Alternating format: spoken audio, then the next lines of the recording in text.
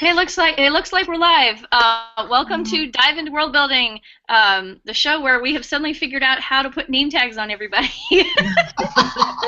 We have a special guest author with us today, Cat Rambo, and Cat is here to talk to us about her debut novel, right? Yes, I am. Oh, super exciting. Debut novel, Beasts of Tabat. Though I will have to say, though, Cat, you are a super well-known person for your short fiction. So while this is your debut novel, a lot of people will have heard of you and know your work. So what would you like to tell us to introduce the book kind of on a basic what it's about kind of level? Well, if folks are, if they are actually coming in from my stories, this is actually a world that I've written a number of stories in. If you liked stories like I'll Gnaw Your Bones, The Manticore Said, or Sugar, or if, for example, the recent Resurrection House anthology, the story in there, The Ghost Eater, all of those are this same world. And the important thing to remember about this world, if you're coming to it for the first time, are three things. One is that this is a world where there are intelligent magical creatures like unicorns and dryads and minotaurs. Mm-hmm. And the world depends on them, for their labor and sometimes their physical bodies for its economy. And so there's a whole structure devoted to sort of keeping that in place. Okay. Two, this is a world where there is most of these people, this is called the New Continent, and there is in fact an old continent, and it's one that's been destroyed by sorcerers who basically have sort of devastated the land by warring with each other and done a lot of sort of weird, horrible things. And if in fact my story, Love Resurrected, is written from the point of view of one of those sorcerers' creations. So here, the sorcerers are greatly feared, and everybody wants to keep them off the new continent because they've destroyed the old continent. And finally, this is a world where in this city, every year there's a ritual battle that gets fought between Winter's avatar and Spring's avatar. And if Spring wins, it is spring.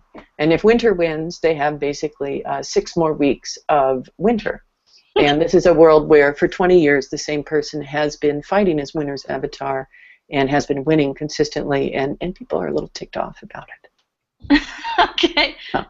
So it's a ritual battle, but it literally brings about the ostensible effect of Groundhog Day. That's it. That's it exactly. Awesome. That is... So even though the battle itself is ritual, it has actual climactic effects. It does. It does. There's a whole class of folks who are sort of, they're gladiators. So they're sort of fighters who both sort of enact a lot of these little ritual battles, but also are sort of entertainers. Mm-hmm. And so there is in fact a whole school of literature they call the Pennywides, which details their adventures and their conquests and their flirtations, and so the main gladiator, the one who's the champion of Tabat, is actually making her press a great deal of money, and her name is Bella Canto. She's one of the, there's 2 protagonists. She's one of them, and the other is a 14-year-old boy with a terrible secret. All right, a terrible secret. A terrible secret.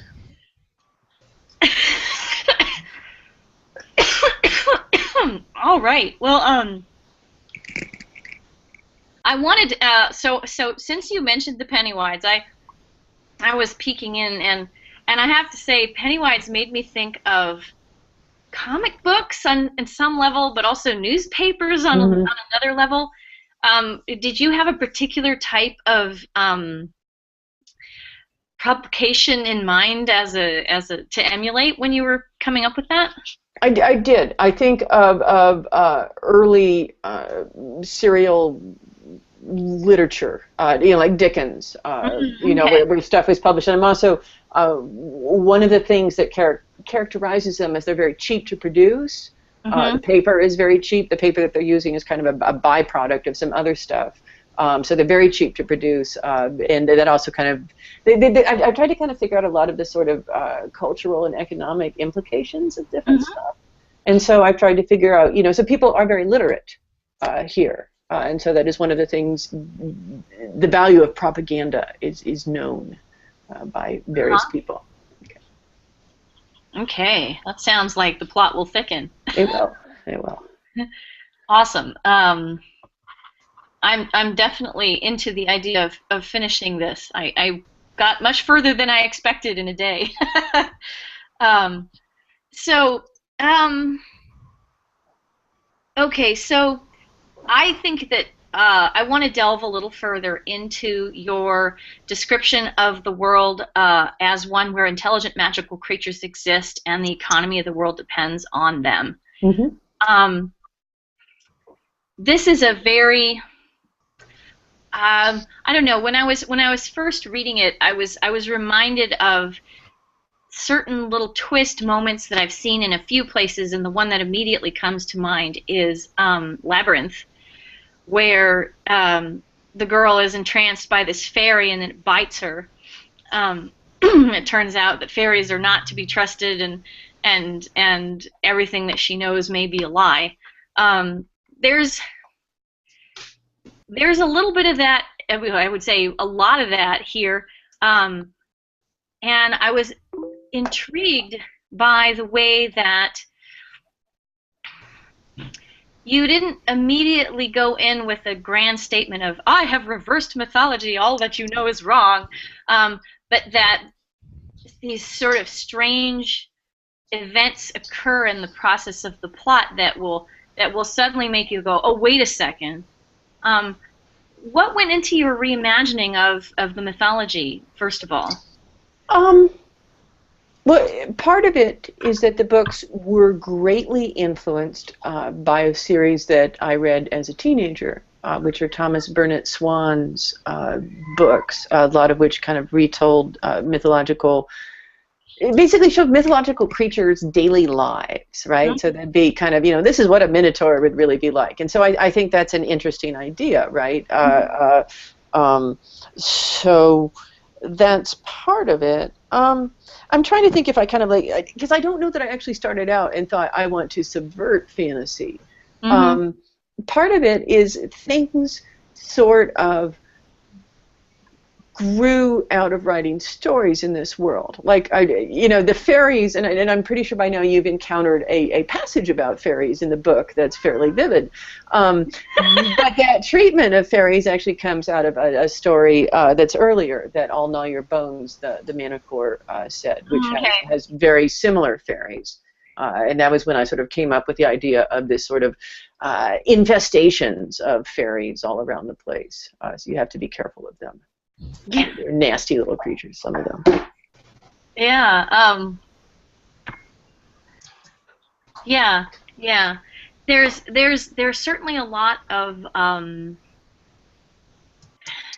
well, I can't say that for sure. I get the feeling that we're going to make some really nasty discoveries about what's being done to a lot of these magical creatures, despite the fact that fairies are to be approached with utmost caution. Right. I'm sorry, I'm trying to move the cat away before he starts climbing on me.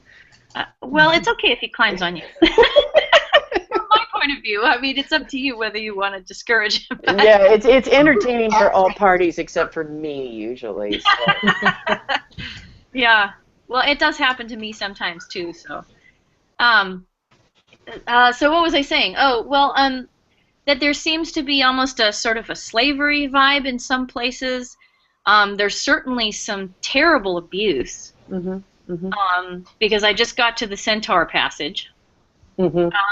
And having not, I guess I'm sort of reading it as a read the first 3 chapters and see if you want to read more, and I'm just dying to know what happens. So. Yeah. So this is good.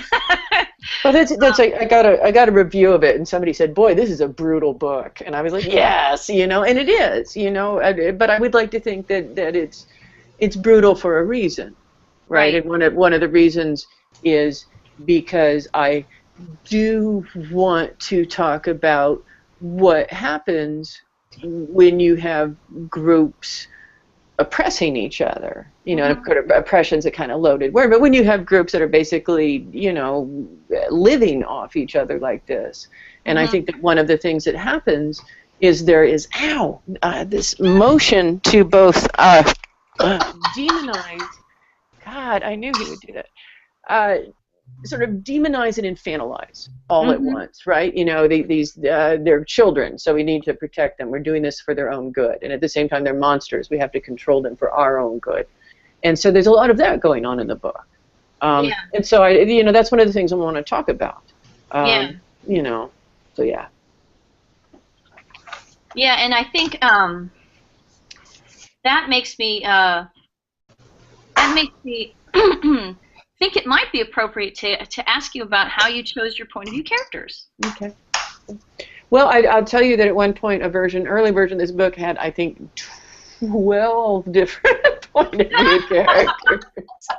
I mean, it's just awful. And that is one of the reasons why the second book is partially written, was so far along, was because some of it was taken out of the first book. I see. I went with those characters. I went with Bella Canto because Bella Canto basically, in an early draft of the book, sort of wandered in and said, "This is my book." And I was like, okay. And so then I had to figure out who she was, and in the process of doing that, learned a lot. And I also wanted to have a character that was new to the city.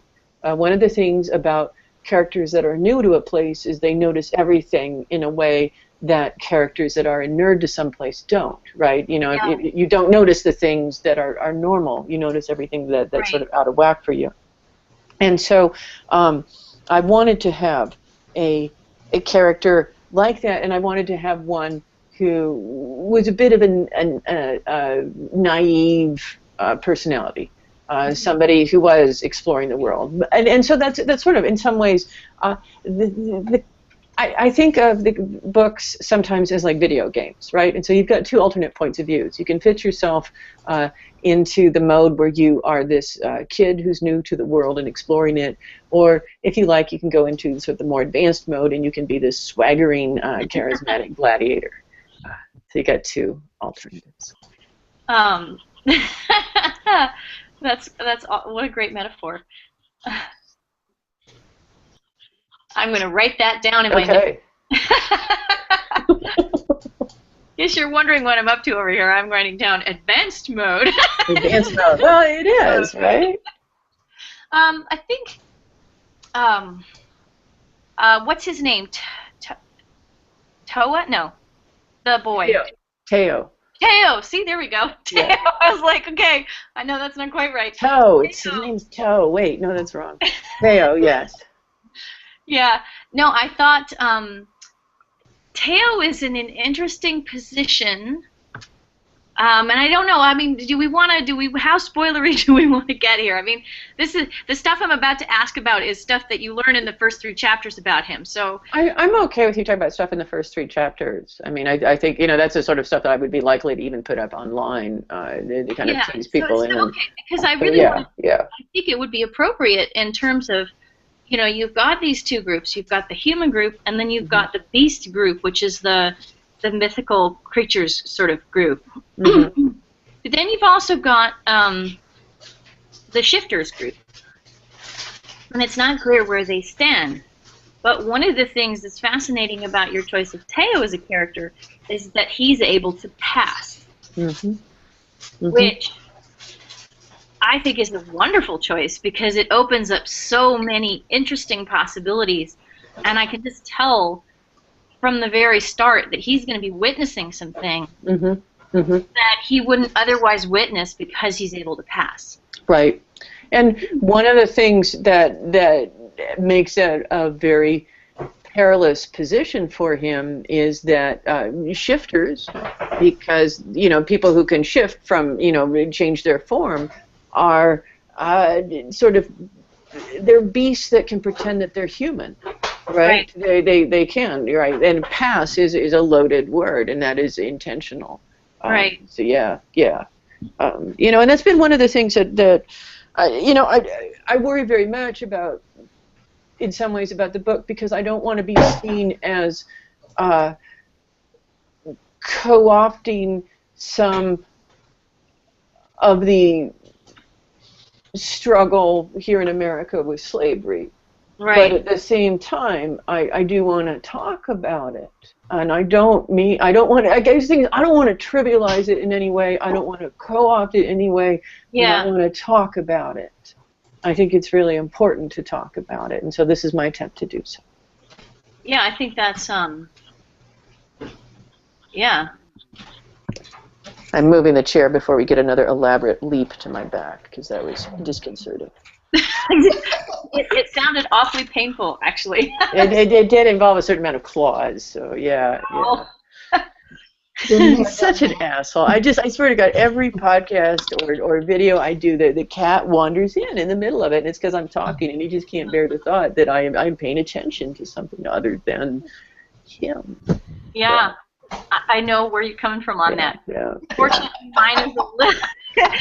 Fortunately, mine's a little less aggressive. Oh, God. Yeah, I don't know that I've seen him do that before. Yeah, you can just back up.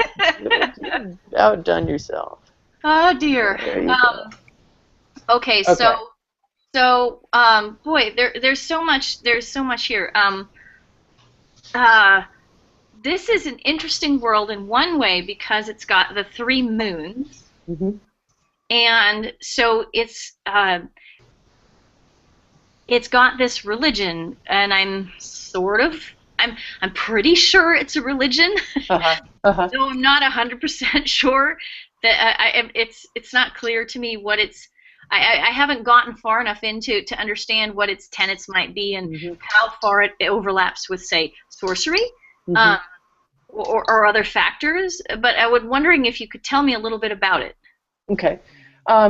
About the 3 moons, or about the sort of the temples of the moons? All of the above, if you don't mind. Okay. So let me talk about the 3 moons thing first.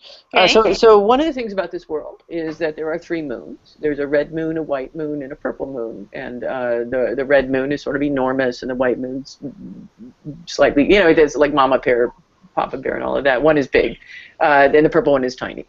And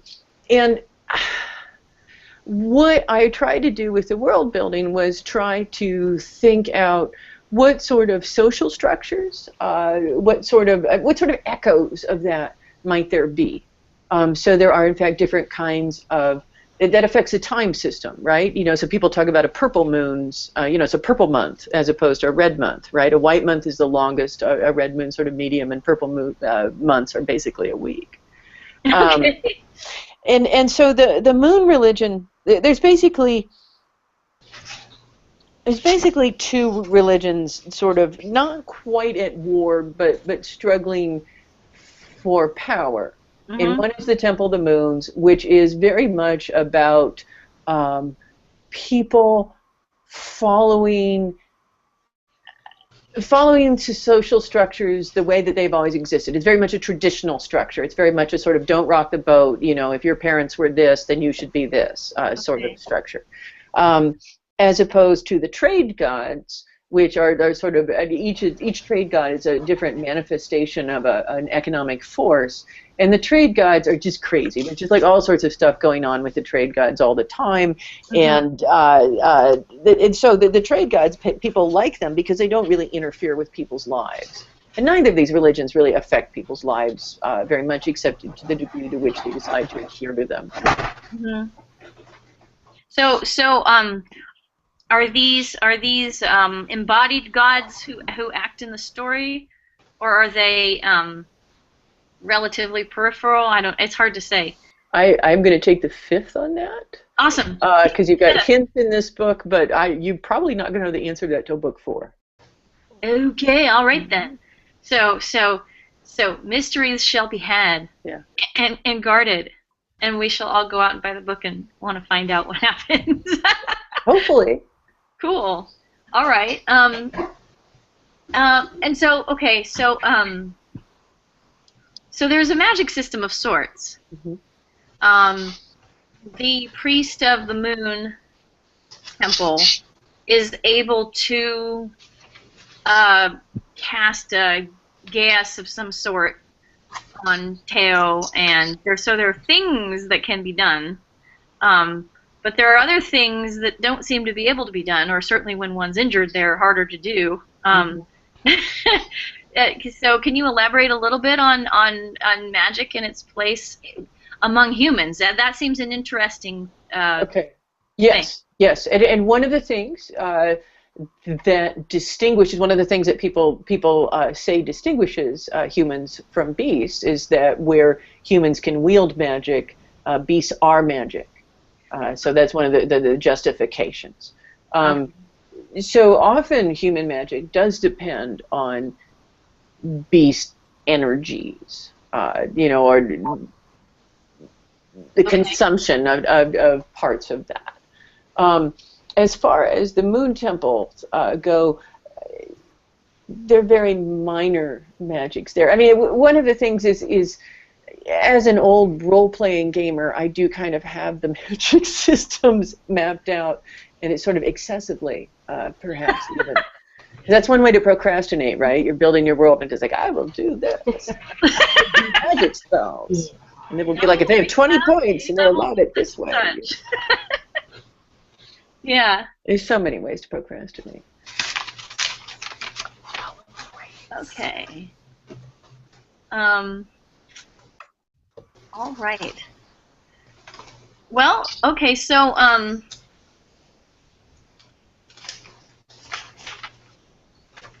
we're gonna segue a little bit into politics. Oh no. There's an elected duke. Oh, okay. I thought you were like, let's move away from the book into like today's world. I was like, no, Juliet, no. But I was going to be polite and follow along. I was going to okay, what are we talking about now? Oh, politics in the book. Yay, yes. Yes, absolutely.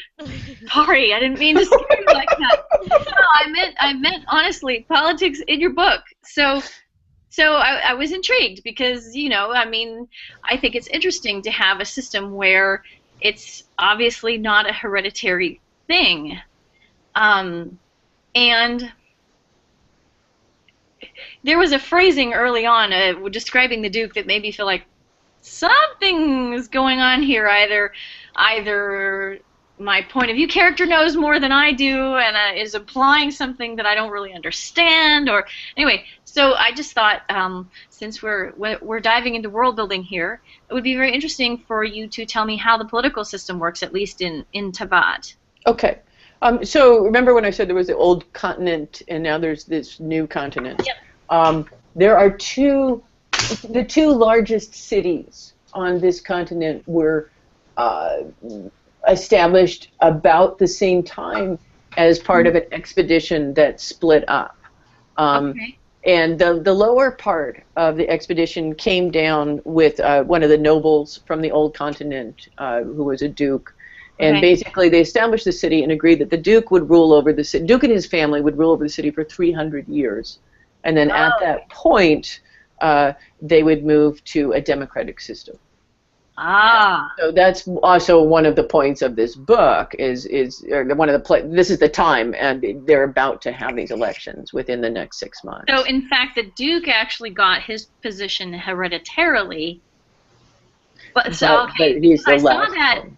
Yes. I saw that phrase, the last Duke of Tabat, and I was like, okay, there's something going on here that I'm not quite getting. But I figured I like to let an author unfurl things in the fullness of time. And hopefully we do. Hopefully we do so in a gratifying way. Okay, and then move to an electoral system. Mm-hmm. Mm-hmm. Uh-huh. This is fascinating. So I'm guessing that's not going to encourage stability. No, not at all. Not at all. Yeah. And that's one of the things I want, right? It's one of the things you want in a series is you want that last volume to just sort of end with cataclysms and cannons and just like pull out all the stops, and that's where you get all sorts of stuff going on. And I would like it to be like that. I want everybody at the end to just be like, holy shit, So we'll see. Oh, that sounds terrific. So is there an extra thing we should know about the northern city? No, there's other stories that have taken place up Okay. there, but it really does not apply to this much. So this is the South City. Yeah, yeah. Yeah, that was the impression that I had. And it's on a lot more trade routes. It actually is kind of access to a lot of richer areas down south. Okay. Yeah, I haven't learned a lot about the trade routes. Now, let's see. In the person of Belicanto, we have somebody who has moved not only from a merchanting family into the gladiator sphere, but also somebody who's moved directly from husbandry, I guess you'd call it, into gladiators and I don't know, gladiator Gladiating? I don't know. Gladiatorial sport. gladiation. Gladiation. I like gladiation. That's good. um, and was obviously very, very eager and happy to do it. And I'm hoping and I'm thinking that a lot of that is going to get unpacked in her character as time goes on, because she has clearly a lot of issues with control and various kinds of things like that. Mm-hmm. Mm-hmm. What were you going to say? I think you're on chapter 4, just based on exactly what you're saying. Because she has moved too, and she's one of those people that a role has tried to be imposed on her, or someone has tried to impose a role on her, and she's resisted it. Mm-hmm. And you know, one of the things that I like about Bella is that she is one of those people who never hesitates. It's just like, oh, is that what I'm going to do? Okay, here we go. You know, and I think that's an appealing character trait. It's not one that I personally am very capable of. So I love it that she does it. I'm like, yeah, go with Bella. Yeah, she's definitely decisive. Yeah. Oh, and she's arrogant, and she's charismatic, and she's just, you know, she's like, I am the best. That's basically me, you know, and it's just. And she's like, oh, okay, you know. I'm not gonna rein it in just because you guys like her better. Yeah. So, I'm a good heroine. So. Yeah, she's fun. She's fun, and she's got the extra extra aspect that she's got a very full personal life. She does. Obviously has many admirers, so. That is another interesting aspect to the story. So why don't I ask if people have questions for a few minutes? I don't think so. Okay then. What All about right. you guys? So you said this is a 4-book series, or are you planning to go further than that, or? Boy, I don't know. I think that probably by the end of book 4, I may want to go play in some other field for a while, and not, you know, just metaphorical field. Not like I'm going to switch and start writing mysteries, but I would like to write, I think, something else for a little bit at that point. Yeah. We'll see. So how much of these 4 have you written? What? How much of the 4 have you written? You said you'd done a bunch of book 2, or? Book 2 is currently around 65,000 words, and I'm planned for it to be 120,000. And then I've got, basically with book 3, I have some stuff, and with book 4, I have a sort of, I have ideas in my head and nothing written. When you first started writing short fiction in this world, did you always have like a plan for a novel kind of it percolating or already in mind when you started working? No, and it was so weird to me that actually because I've been working on this novel for a long time. I've been working on this novel in one form or another since 2005, basically since the fall of 2005, and you know, it's been like, you know, drafts that got scrapped and, you know, recycled.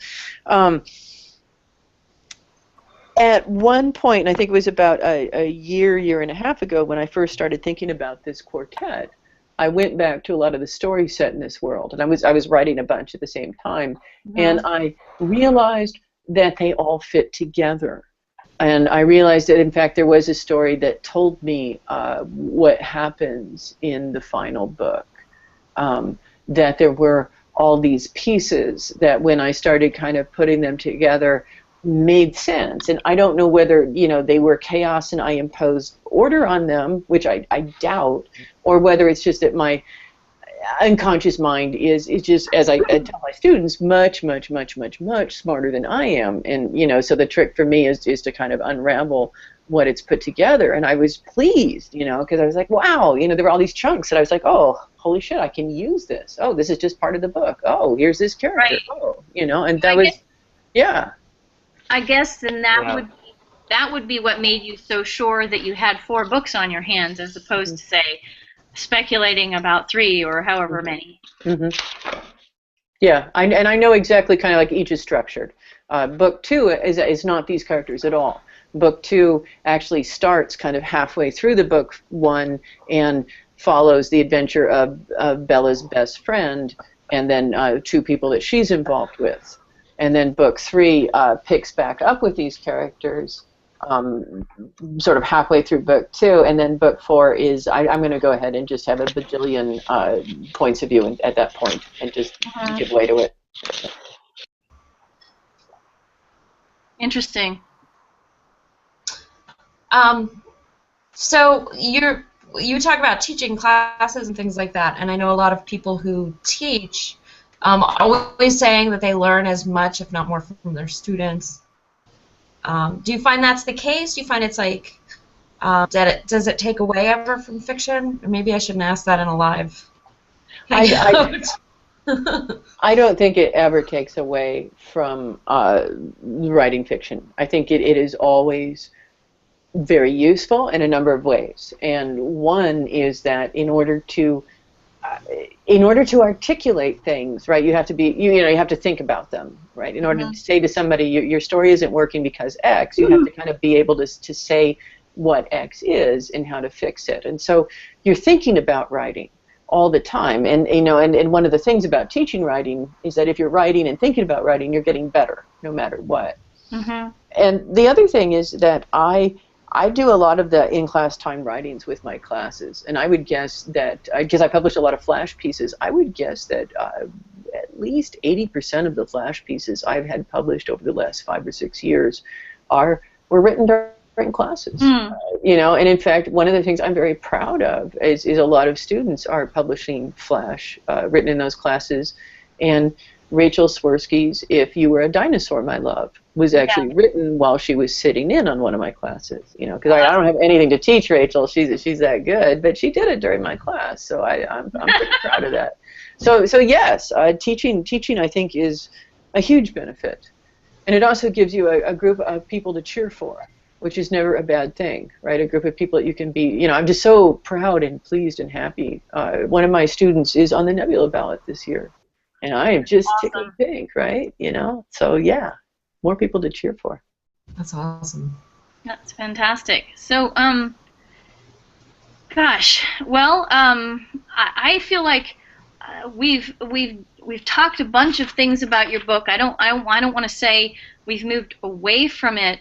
I feel like I should ask you though if there's anything that you feel that you'd like people to know about this book coming in, Well, I think that the stories are a fun thing. That if you read the book and they're like, oh my God, I can't wait till book 2 comes out, which will come. I believe book 2 will, if I keep butt in gear, will come out this year. Will come out in the fall. But if you want something to kind of tide you over, there are all these stories, and there's a bunch of stuff up on my blog. I've been putting these little snippets. There is a story up on Beneath Ceaseless Skies this month that actually is the backstory of one of the characters that you see fairly early on. And so, yeah, if you've read the stories, you will see things and you'll be like, "Ooh, cool." But if you haven't, you've got the stories in store for you. Yeah, and you can also get previews of the future. Yeah, you can. Insights into the mind of Cat Rambo, which sounds awesome. Yeah. Okay, so yeah, well,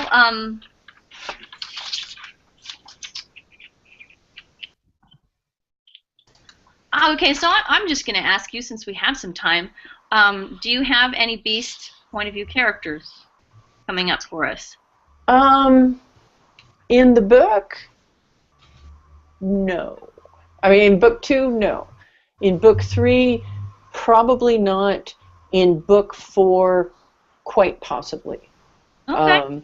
But there's also there's a story that came out in Realms of Fantasy a while back, a narrative of a beast's life, and that's told from the point of view of one of the centaurs. And Beneath Ceaseless Sky story is told from the point of view of a dryad who's been taken off to Tabat. So yeah, there are beasts speaking in there. Interesting.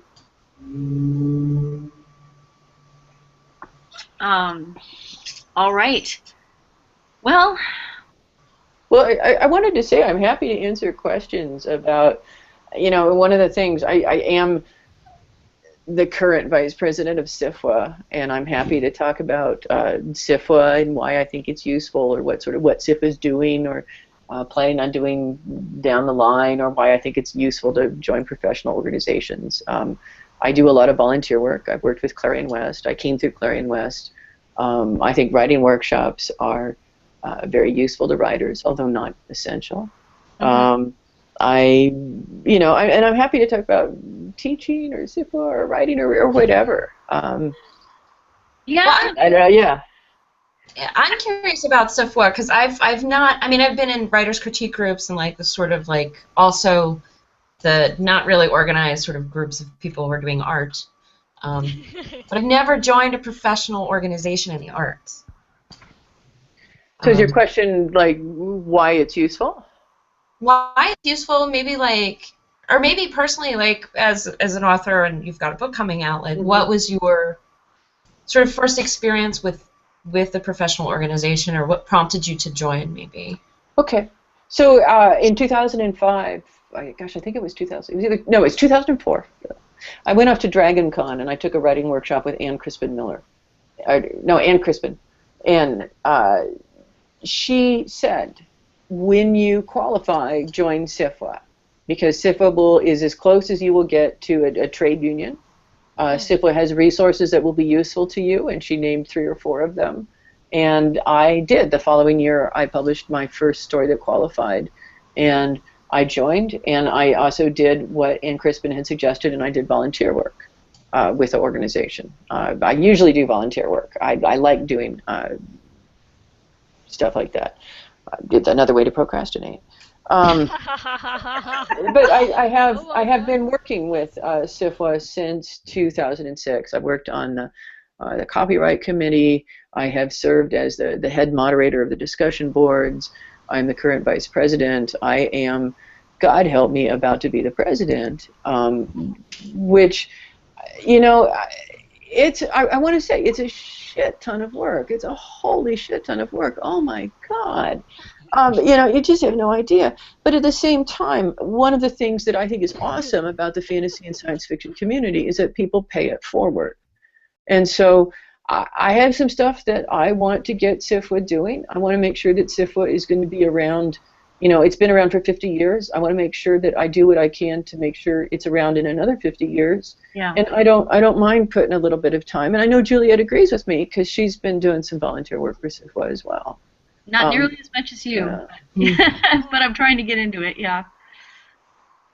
But one of the reasons I've been putting a lot in lately is my hope that work kind of spent now sorting things out ends up paying off later on down the line. And we just put in project management software, and I don't know how many of you have dealt with this, but if you have any sort of managerial bent, I'm now going to say something that's going to haunt your nightmares, which is that we had nothing in place other than sort of like old notebooks and good intentions.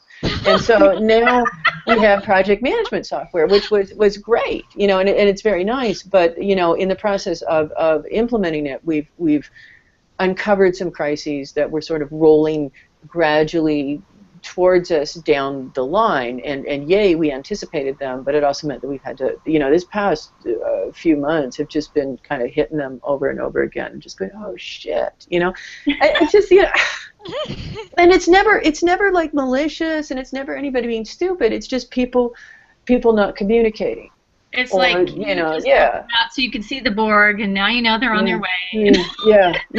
It's just, and God, I love the organization, but holy shit, like my first 6 months, I kept, I'd raise an idea, and every time I raised an idea, somebody would say, oh, we tried that in the 80s, and I'd just be like, well, one of the things that I have found in working with science fiction writers, and I say this as a science fiction writer, is that there are those among us that are not as comfortable with changes in technology as you would expect science fiction writers to be. And this is the thing that I keep hitting. Shay's asking about regional chapters. It's a national organization, but we do try to have sort of presences. Like here in this area, I just ran a meeting at NorwestCon, and we've got the SIFO reading series, which one of them goes on over here in Kirkland, and then the next one goes on down in Portland. So some presence. I don't know of one. I know that there's Portland stuff that goes on. Yeah. I think it depends on what conventions you're looking at and which kind of officers and volunteers are around. Yeah. And certainly, so for example, the Nebulous travels around.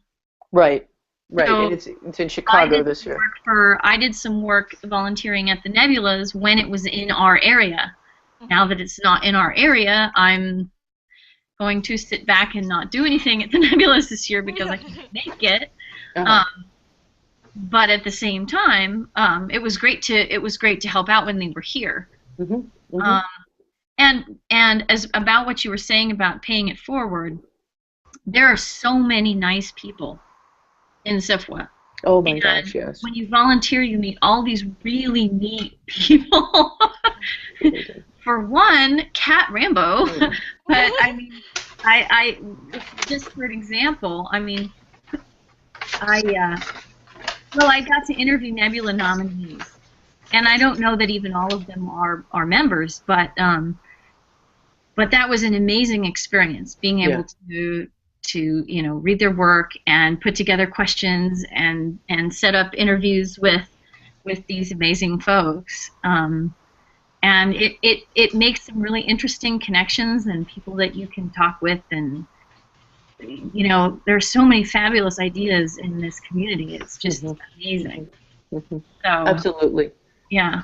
And I was just at NorwestCon, and we had a meeting that was called, it was something like, are the dues worth it, or something like that.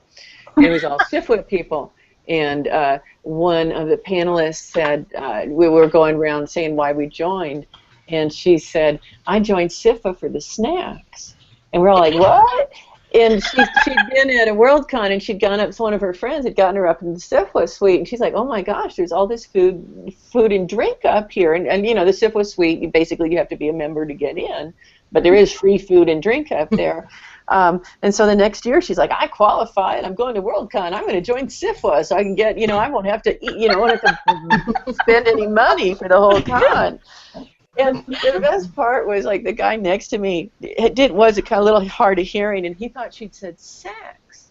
And 10 minutes into the conversation, and she said this, and she's talking about Worldcon, and suddenly goes, oh, you said snacks. Oh my God.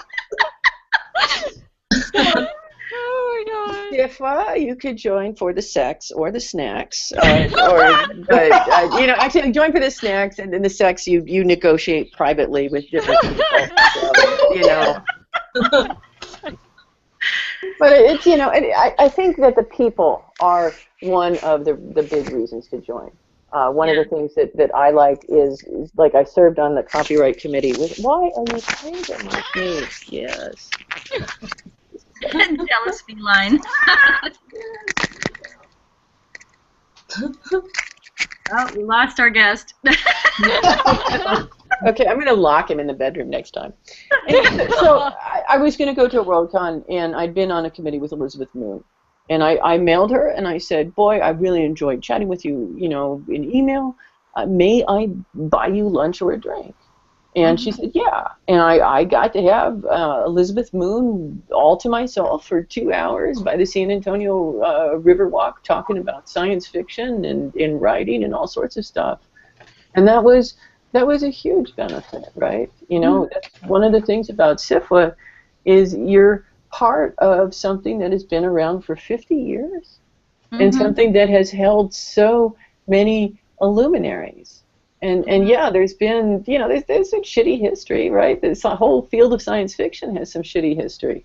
But SIFWA, I think, is one of the shining lights, or at least has the potential to be so. And, I think another thing that's worth remarking is that there really are a lot of different types of people and different types of ideas, different types of writing in SIFWA. And I think that's actually even increasing now.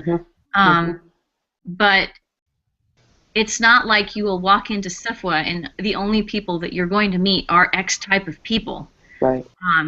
As far as looking for mentors, it's not like, I don't know, it's not like it's all one type of mentorship and everybody defines it differently, but there's so much goodwill. Yeah. And there's so much desire to enhance the future of science fiction through the interactions. Yeah. People are super supportive, and a lot of the people are introverts. And totally understand if you're going, I don't know what to say, yeah, it's just a really very supportive environment. Yeah. It really is. I mean, in the discussion boards, today somebody asked a question because they were having an issue, and 23 minutes later they posted, said, oh, okay, thanks to the information I've got it all worked out. And I was just like, yeah. People are sharing information on there, and I think that's what it should be, right? This should be a professional organization. Publishing, writing is a shitty job, right? And it's not like we're all competing for one reader, right? And so the more of us banding together, sharing readers and saying, hey, if you liked my book, you would probably like Juliet's book, or you would like, Maggie Hogarth's book, or whatever. Right. It's a great thing. And SIFWA has, one of the things that SIFWA has is the grievance committee. And people don't talk a lot about the grievance committee because it sort of works behind the scenes. But the grievance committee, boy, more than once, I have shaken money from a publisher just by saying grievance committee. So yeah, no, that works surprisingly well. And there's also, isn't the Writer Beware a part of SIFWA as well? We fund Writer Beware. Yeah. Okay. I already use that resource. I look at that frequently. Yeah, it's a good resource. Yeah. I believe it was Ann Crispin who started that. Yeah, it's Ann Crispin and Victoria Strauss, and now Ann's husband, Michael Capobianco, is working with it. Right. Well, I obviously need to shadow Che at her next convention. I was just going to say, she's saying I didn't talk to anybody at World Fantasy. Come to me at the next World Fantasy convention, and we will sit there. We will say snarky things in the bar, because that's where you will usually find me. Yeah. And good spot. Cat is super nice and will take very good care of you. Yeah, I do. I mean, I go to the panels and stuff for sure. I mean, I just don't like meet people. Like, I went to like parties and walked through them and then left. I hate the parties.